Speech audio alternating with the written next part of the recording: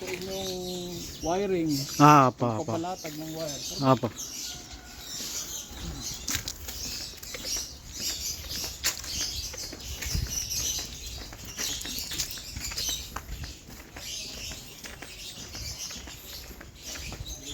Pagka nagawa niyo na po yung service entrance,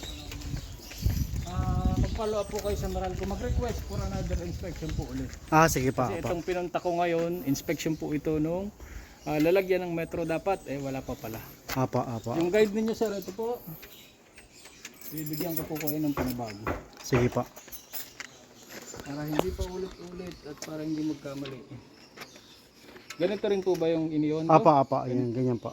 Ganyan po yung binigay din sa akin dun sa kansa. Okay sir, marami Apa. na. Okay na yun. Apa. Kopyahin mabuti sir ha. Apa. Basahin mabuti magmula sa number 1 hanggang number 20 para Apa. hindi magkamali. Apa. Lahat po yan, basahin mabuti bago bumili ng materialis. Apa. Salamat sir. Apa. Salamat din pa. Follow up sa Meralco, mag-request for another inspection. Apa. Yung meter base po pwede ka na pa ipaka. Tama yung meter Pwede na base. sir, Apa. pwede na po. Salamat po. Salamat sir. Salamat. Ingat po. God bless. Salamat po.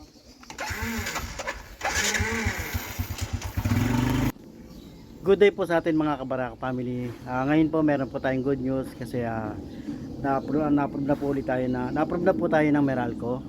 Nakakatawa naman po kasi po pwede na po tayo magkabit ng meter base. Na-approve na po tayo kaya yan ako po ay tuwan-tuwa. Siyempre matutuwa rin po si Mama Lala dahil sa tagal na rin po ng paghihintay natin ay nagkaroon ng mga konting problema pero naayos pa rin po. Sa bandang huli naayos pa rin at tuloy-tuloy na po yung pagpapakabit po natin ng kuryente. Kaya yan po nakakatawa po talaga dahil magtutuloy to nalalapit na rin po talaga yung aming paglipat. Yun lang po talaga yung ating hinihiling na talaga makabitan tayo ng kuryente.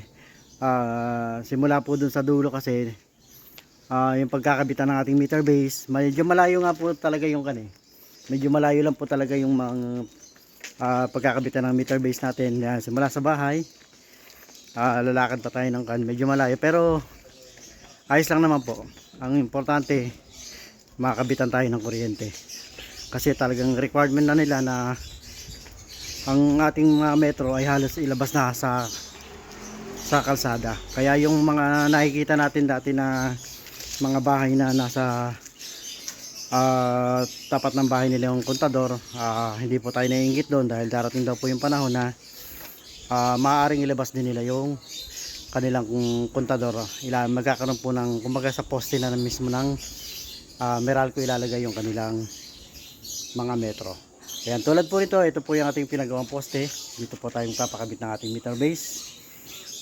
Tapos simula po dyan hanggang dito sa kanilang entrance. Simula po dyan sa may lakad lang tayo. Nakita niyo naman po yung poste ng Meralco. Mula po doon hanggang dito sa may poste ko 20 meters yung haba nung kanilang service entrance ng service ng kanilang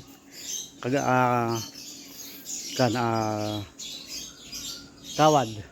Kaya ngayon ang poproblemahin na ang magiging isang natin ay yung simula po rito sa poste na to hanggang doon sa bahay. Susukatin ko po kung ilang metro yung ating kailangan pang i-provide na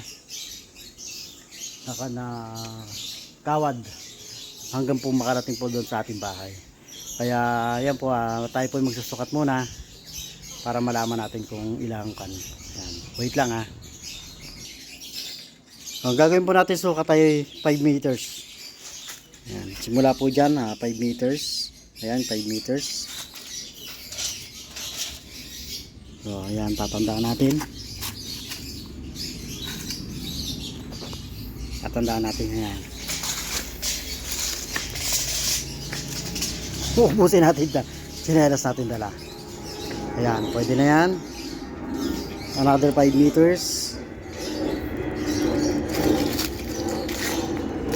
Ayan. Kaya 5 meters ulit. Bali nakaka 10 meters na tayo.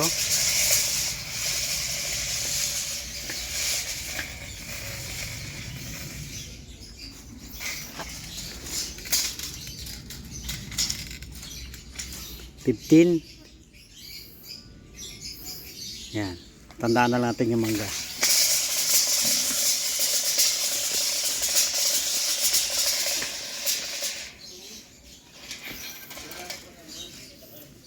$20. Ayan, tandaan lang natin yung kan.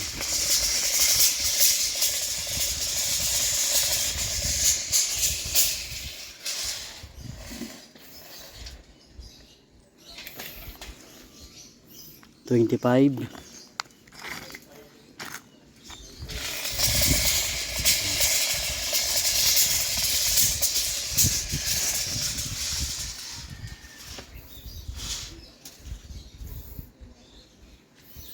$25.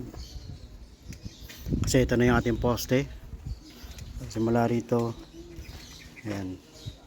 Sabihin mo ng mga 28 meters. Ayan. Hanggang dito ito ang pang 3 meters, 28 meters. Ayan. Ito ito. 28 meters isang latag. So bali magiging 28 plus 28 kasi dalawang wire yun. 56 meters yung ating kailangan. Ayan, 56 meters yung ating kailangan dyan mula sa poste hanggang di bukod yun dito sa manggagaling dito sa kan. Mula dyan sa poste hanggang dito naman sa kan bukod. Pero itatanong din natin sa ating electrician kung rektahan na ba tayo para hindi na tayo papalit ng isang kan ng wire. Kumbaga kapag kinabit doon ay number 8 o number 8, isang latag na yan hanggang doon, number 8. Tatanong natin sa ating electrician. Hanggang doon na yun sa ating panel box. Kaya yan po muna ang ating panibagong update sa ating pinapagawang bahay. Natutuwa po talaga kami dahil finally magkakaroon na po tayo ng kuryente malapit sa katotohanan. Ayan. Salamat.